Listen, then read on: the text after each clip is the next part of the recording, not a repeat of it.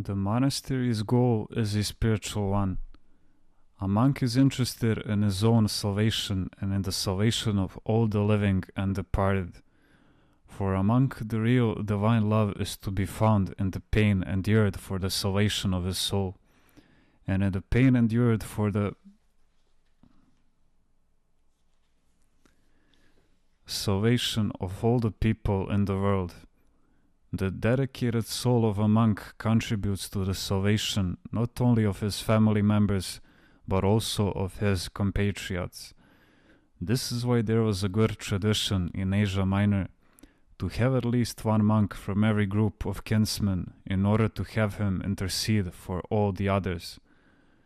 In Farasa, when someone became a monk, the entire town would celebrate and say, "He will be of great help to our town as well." A monk, of course, will never say, "I want to save the world," but he will surely pray for the salvation of all the people in the world together with his own salvation.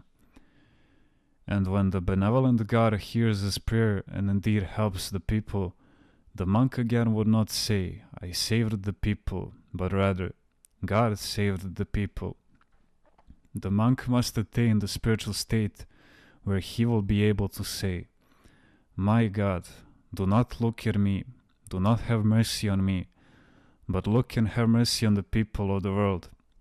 And he can say this not because he has no need of God's mercy, but because he has so much love for other people. Geronda. To what extent should a monk abandon himself in order to help the people? To the extent that he can see people benefiting. If I abandon myself entirely into the hands of worldly people, I too will become worldly. When a monk does things presumably to help worldly people, which however are not appropriate in monasticism, then the worldly people will not benefit. A monk can, for example, be an excellent taxi driver, not charging his customers and teaching them spiritual things, but this is not monasticism. Sometimes one can find monks who have a worldly spirit, and lay persons who have a monastic spirit. This is why in the other life Christ will say to some, "You take off that monastic habit and you put it on." The layperson who desires the life of the monk is sanctified, while the monk who desires the worldly life will be tormented. Can someone understand if he is not properly positioned in his calling? Even if he doesn't understand if there is something wrong, he will not have complete peace and serenity in his soul. His soul will not find peace in whatever is not appropriate to monasticism. And from the moment his soul does not find peace, he must seek to find out what is wrong. Someone I knew went to a monastery and then came to tell me, "There is light manufacturing going on there, and the abbess is good for Monasteraki in Athens, where she will be a great salesperson of buttons." In other words, the monastery had become a shop of light manufacturing. After that, it becomes a manufacturing unit, then a supermarket, and then a hypermarket. The poor lay people expect something higher from us monks, and to reach this higher spiritual state, we must avoid every human consolation. The goal of the monasteries is a spiritual one, and no worldly element should exist there. Only a heavenly one where the souls can be inundated with heavenly delights. In worldly matters, we cannot compete with the people of the world, for they have more abundant means. Do you know how a monastery living a thoroughly spiritual life can positively affect people in the world? When there is devotion, fear of God, and neither worldly rationalism nor a commercial spirit, this is what moves and inspires lay people. But unfortunately, the commercial spirit is gradually entering into the very marrow of monasticism. A monk had come to my calavi while I was weaving a komboskoini.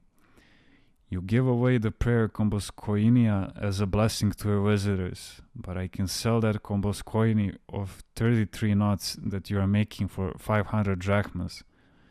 And I don't make it like you do. As soon as I finish the knots, I cut it and sew it a little so I don't lose the threads. I even use the threads which I cut from the cross. I connect them without using any beads, and this way I make more profit. You should be ashamed of yourself, I told him. Don't you realize that you are possessed by a commercial spirit? I've been a monk since 1950, and this is the first time I've seen such an attitude. Geronda. Few people are so truly mature spiritually that they can help others. Yes, sadly, there are so few. No wonder people go astray. Do you know how much I pray for God to present to the world true and authentic Christians who will be able to help people? It's enough for the people if you feel for them a little and don't exploit them. They don't ask for anything more than that. In the world, they are constantly at war and feel insecure. When they go to a properly functioning monastery, they benefit, for they feel secure, and this gives them consolation and encouragement to continue their struggle. In these difficult times, people don't lack material food so much as they do spiritual food. People don't lack bread, even though this too is needed in many parts of the world and will soon be more difficult to obtain.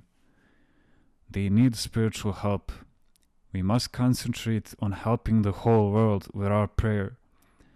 Let us, for example, help prevent a family from breaking up, or help a mother to raise her poor children properly. Let us try to support the devoted ones.